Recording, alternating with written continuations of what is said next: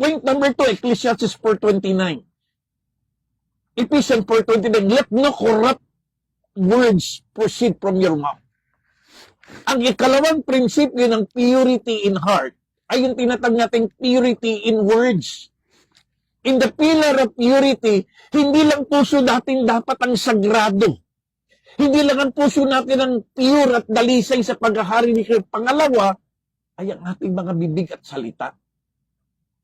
Take note, always be constructive, not destructive in our words. Sa buhay ng asawa, hindi po natin maiiwasan ang pag-uusap.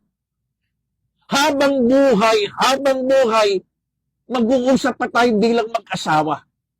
At bilang mag-asawa, kailangan hindi lamang yung puso natin ang sagrado, pure, kontrolado ni Kristo. Dapat pati salita natin, sagrado, pure, at kontrolado din ni Kristo.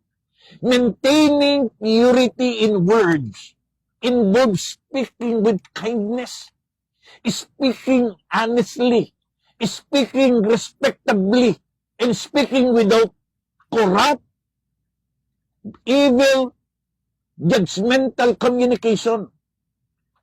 Kaya nga sabi natin kahapon, dapat nagpupunuan, hindi nagpupunuan.